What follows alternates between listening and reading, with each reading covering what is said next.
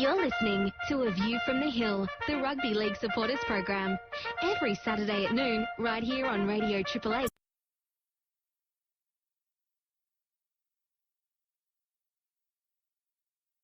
This weekend at Wembley Stadium in England when Hull play Warrington in the 2016 Challenge Cup final.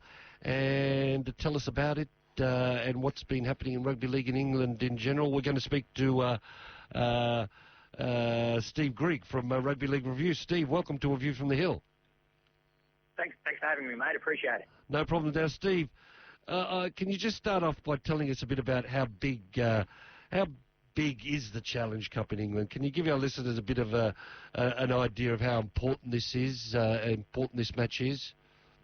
Well, mate, I think it's pretty fair to say that it's arguably the most historic and prestigious tournament in England. It's been going since 1896, so it's nearly 120 years. They missed a few years during World War I and World War II, so it probably has a bit more prestige to it than the actual Super League final.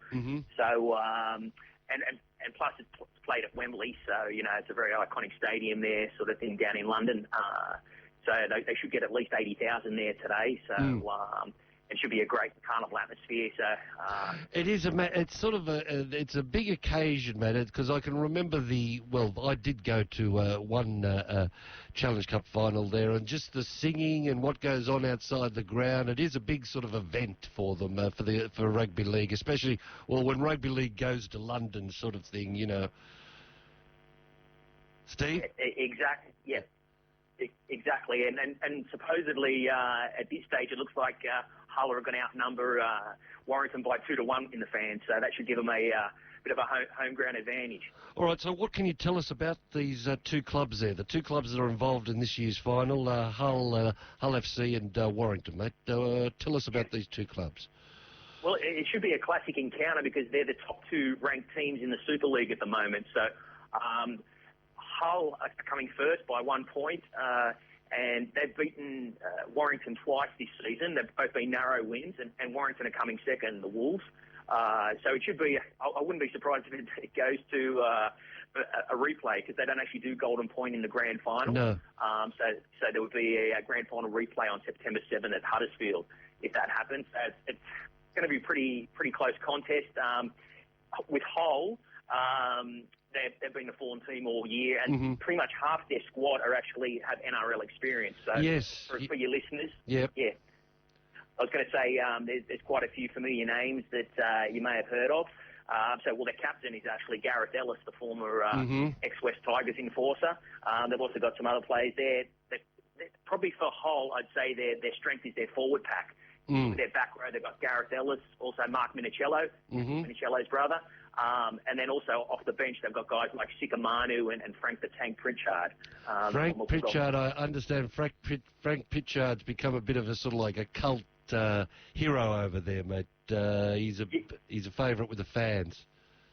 Yeah, well, he was always a bit of a favourite with the Bulldogs when he came over from Penrith, and he's continued that with, you know, his big hits and barnstorming runs. There's also a few guys who are a bit lesser known, but who played first grade as well in the NRL, guys like Steve Michaels, Mahe Whanua.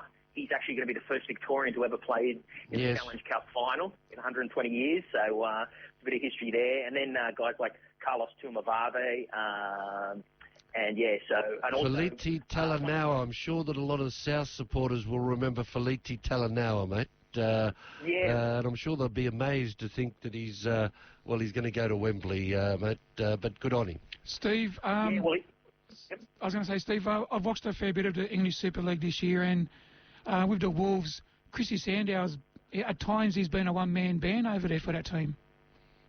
Yeah, well, pretty much, I think what the grand final will come down to how he performs on the big stage. He's been, a bit like with Frank at Hull, he's been a real crowd favourite with the Wolves fans. And he's a jack in the box. He's a very mercurial player sort of thing. So if he's on his game, anything could happen. And his combination with Ben Curry in the second row, and also too, he's formed a great combination with Kurt Gidley, former Newcastle Knights player. So that's probably their three big players. Also, they've got Ashton Sims in the front row with Chris Hill, who's an English international, and so that's where probably their strengths lie. But but yeah, it'll be interesting to see how Chrissy Sandow goes, if he plays his natural game or if he gets a bit overawed by the big stage. Yeah. Well, he definitely left Parramatta at the right time, mate. He got out before I was thinking that myself. before the rot set in, mate. Now, Steve, whilst we got you, I just wondered if we could tell us a bit about the English Rugby League season, because they've now gone into this, what they call the playoff period. They have a Super 8s and a promotion playoff. Could you just explain to us because I think this is the second season they've done it now. Can you just explain to us what happens during their season for the last 8 rounds? Yeah, well, some people, it's been a bit controversial. Some people say it's a bit too complicated, especially maybe for the front rowers and maybe Queensland fans. But I quite like the concept, actually. Okay. What happens in the Super League? There's 12 teams, but after 23 rounds, the bottom 4 teams go into a new competition called the qualifiers. Yes, qualifiers. With the top 4 teams from the championship, so that would be like the New South Wales Cup or the Queensland Cup sort of thing.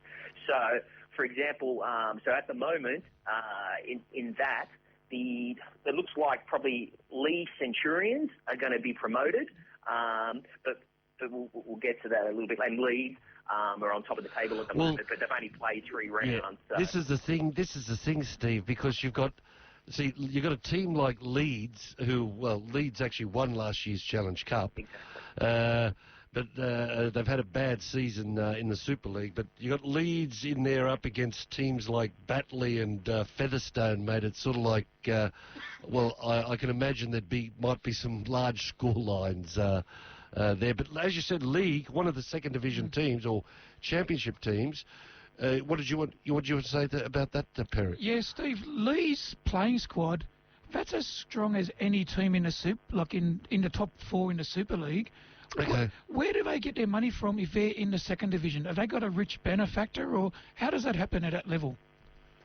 Yeah, I'm not too sure about who owns League. I know there's quite a few millionaires in the Super League, like Marlon and Kukash and Simon Moran owns Warrington. But yeah, they do, as you said, they've got a very strong roster. You got Fui Moi Moi, Rick Tua, even Mitch Brown's just come over. So that's some star players there, sort of thing. So I think they're banking on getting back in the top league. They've still got a few rounds to go. Yes. They play over 7 rounds, and the top 4 go through, or the top 3 automatically qualify for next season's Super League, and then the 12th spot is taken up 4th, 1st, 5th, play up what they call it the £1 million game. That'll be the 12th side that goes through. So at this stage, that could be possibly maybe, Hull Kingston Rovers are in 4th at the moment, and London Broncos are 5th.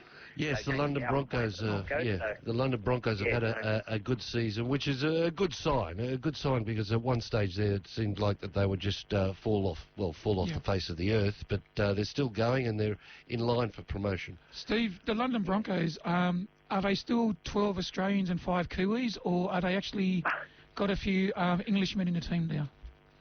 Mate, probably the most high-profile Broncos player is Jamie Soward. So after he got punted from Penrith, he went back over there because he played for them recently. So he's probably their star player in the team. But they do have a few, probably some of the not many big-name sort of players that most of your listeners would probably have heard of, sort of thing. So it's not like in the old days when I think when Tony Ray was coaching them and all that, when they were a lot more successful. But I think it'd be good for the game if they could get, a London team, because pretty much most of the Super League is dominated by teams in the north. Yes.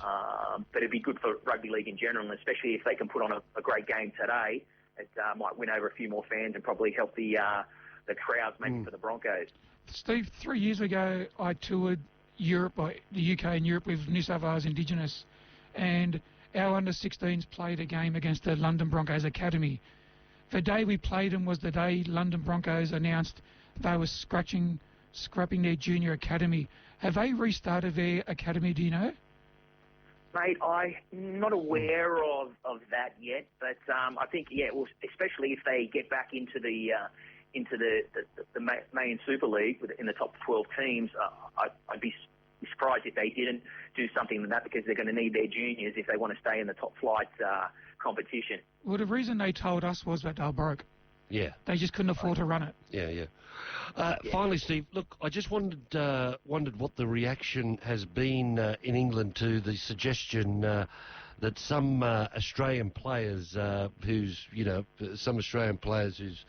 like the great-great-great-great-great-great-grandmother or something was born in England, are possibly going to be selected for England in the upcoming Four Nations. How's that gone down over there, mate? What's the reaction been? Well, it caused a little bit of controversy. Wayne Bennett, during the bye week, when Brisbane earlier in the season, he flew over and he named a 31-man squad. So of the English players, none of them, from my research, have come out and said anything. I think they probably don't want to get in Wayne's bad books.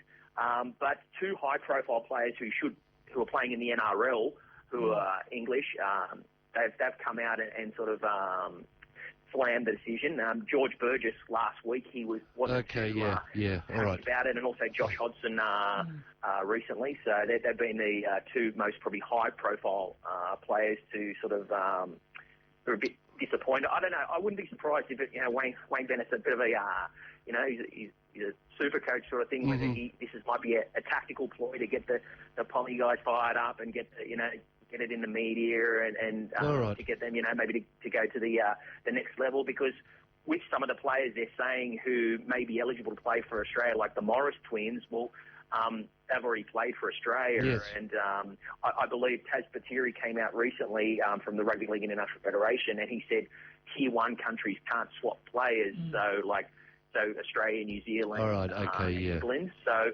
I'd be surprised if maybe Trent Hodkinson might get a run. They're looking for a quality halfback, and his dad is actually English, so that's not as bad. All right. Yeah. With Wayne Bennett coaching England, I'd be looking for Darius Boyd to claim some English heritage to get coached by the super coach. Okay. All right. And finally, Steve, just about Rugby League review. If it's happening in Rugby League, we've got it covered. Thanks very much for that, mate, and have a good day. Okay, thanks, guys. No problems. Thanks very much. That was Steve. That was Steve Greige from Rugby League Review. And now, listen, I also think that game is going to be covered by Fox Sports. I think you'll. One of the Fox channels is covering that tonight, so check your Fox Sports guide. I think it's on Fox Sports 1. If you have pay TV, of course. Okay, it will be on Fox Sports later on tonight. Okay, let's take another short break, shall we? You're listening to A View from the Hill. The action attraction of the North Shore, Magpies Waitara, rocks your Saturday nights with live music this August in the Pavilion. Check out the Georgia Connection on Saturday night, August 6, or the Two Tones